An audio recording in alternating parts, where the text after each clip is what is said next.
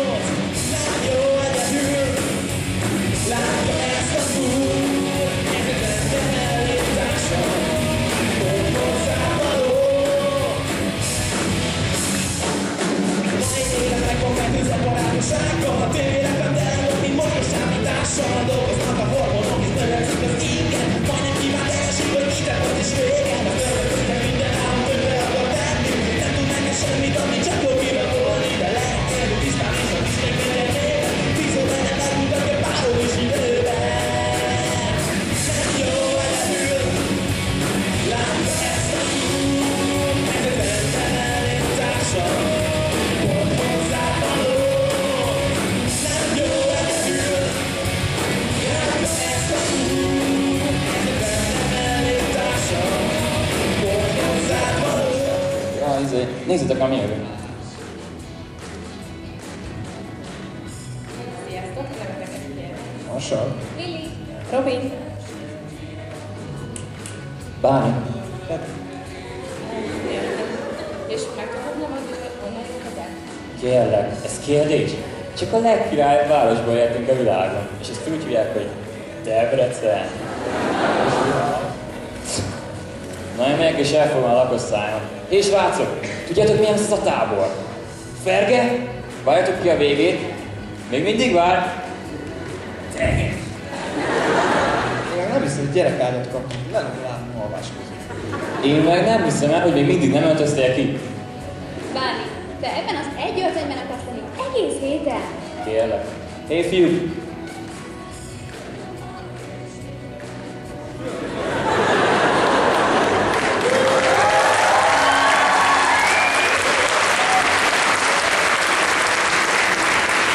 Tényleg, lassan meg kéne hozni ezt a döntést.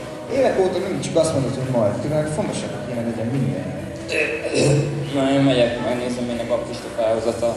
Kizárt, hogy összejöjjön a baptistának. Kihívás elfogadva. Én, Barney Stinson fogadom, hogy megszerzem egy baptistának telefonszámát. Kapjatok egy gyáment! Hát, ezek a baptistányok azt mondják, mint Szűz Mária. De esetleg igazán mondhatod volna, nálatok nincs is püspök. Nem mondod, hogy ezt kipróbáltad valakinél. Hát először ezt, aztán meg, hogy jönjük a ma esti előadó. De őt megismerték. És fogadjátok szeretettel a ma esti előadót, Kovács Dánielt.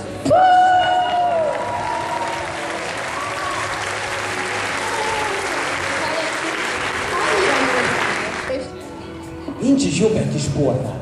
Tudtátok, ha ebédre 800 kalóriányi ételt teszünk meg, ami körülbelül megfelel... Nézzétek, szabad a pálya! De nagy kedvem lenne most egy kis röplabdázáshoz.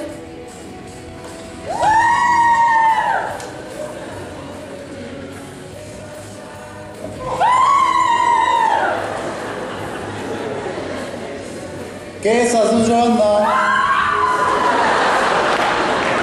Nézted, ezt nem mondtam még senkinek, de tudom, hogy nem véletlenül vagytok hívő.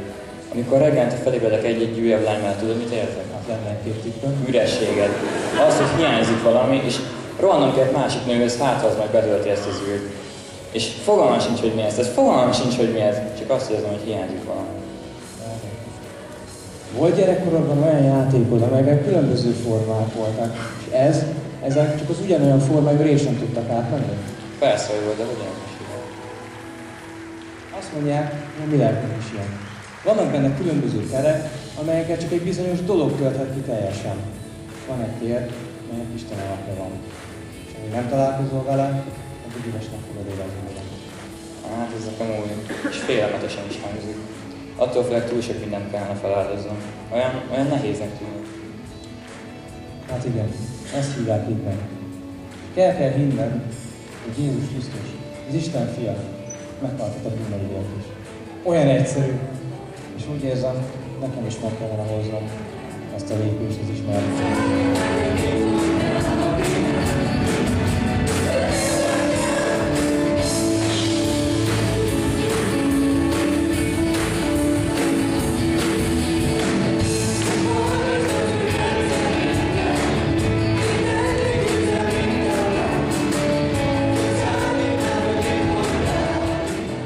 Isten erre hívja. Istennek a terve mindig ilyen. Amikor betöltötted a küldetésének egy részét, Isten mindig többet bíz rád, a hűséges voltál. Kicsin kezdetet Isten mindig adja tovább. Én hívlak erre az életre. Mert amikor itt vagyunk, és ezzel nagyon jó, hogy lehetünk, és tényleg ebbe kellene időzni még többet, és jó lenne, csak ugye vége van már a konferenciának, de otthon elkezd folytatni. Isten ugyanúgy be tud tölteni a szobádban, a csendességedben.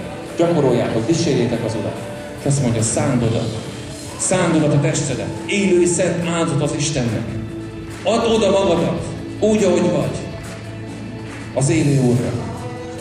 És olyan dolgokat fog tenni veled, amikor átadod az életedet, amit nem is gondolsz. Ez egy nagyon izgalmas élet.